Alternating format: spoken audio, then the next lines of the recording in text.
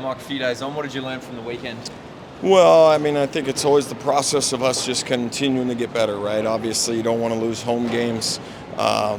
Tried to clean up some things on both sides of the ball, execution-wise, and, keep moving the group forward. You feel like you are? Yeah, absolutely. We've got a great group. Practice hard, watch film, get better. It's just part of the teach and correct process of being a coach. They still very coachable. You feeling that way? I'm not even sure why we're even asking this question, to be just a honest with you. follow-up, Yeah. Seems like it might be. It's not loaded. We've got a really, really good group. Our culture, our leadership group, they've been great from the moment we started. We're 7-3.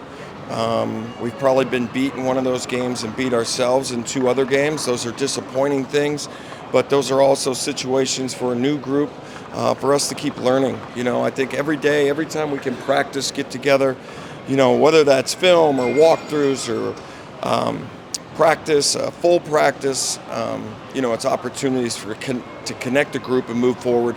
That's what we are. We're not, this game will be our 11th game of the year, so we'll be a third of the way through. We're not there yet.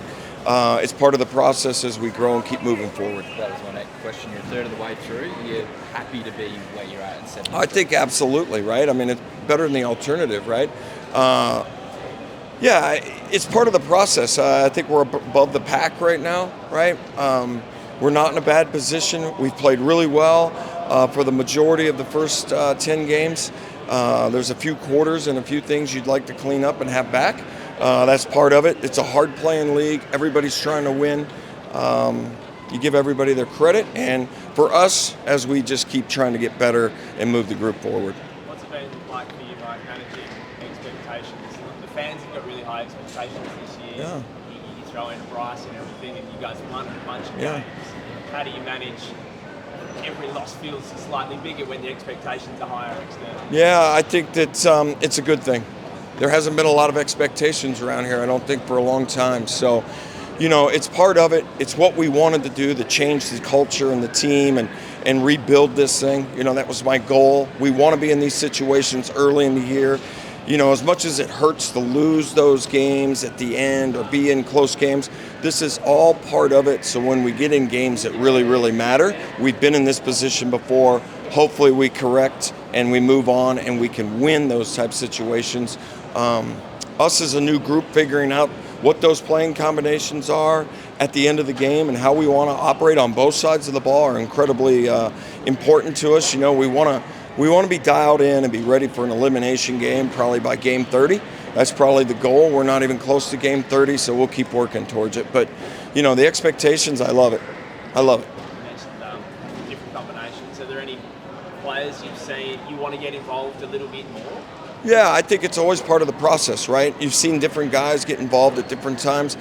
What I do like is the fact that we are having multiple games here with guys in double figures, right? More scoring off the bench.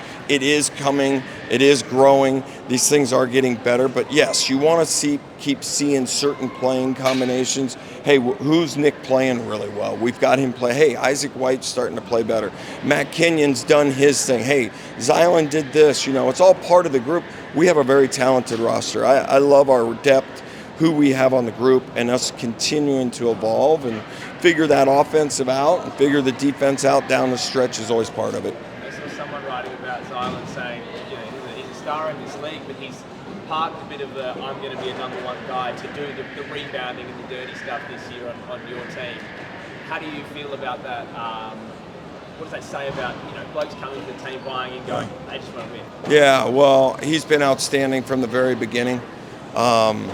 He's what he does offensively as a connector is huge for us, and then defensively, I've said that he's the Swiss Army knife. He's like Draymond Green for us because he can guard 1 through 5. Those guys are invaluable. What he does on the defensive end is he can't only just guard his guy; he can guard all 5, and it's invaluable for the switch late in the games and do those things along with the rebounding is huge.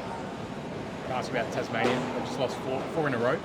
Is it like a bad time to be getting them? It's probably never a good time. That's not my question. You'd have to ask them. I mean, You're just focused on the 36ers. We're focused on the things that I can control or attempt to control, is our prep, our ability to be ready, being familiar with their personnel and the things they do well.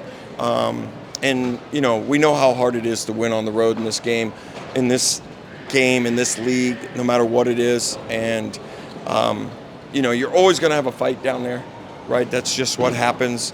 If they have a little more, they have a little more. I can't really control that. I think it's a big game for both teams.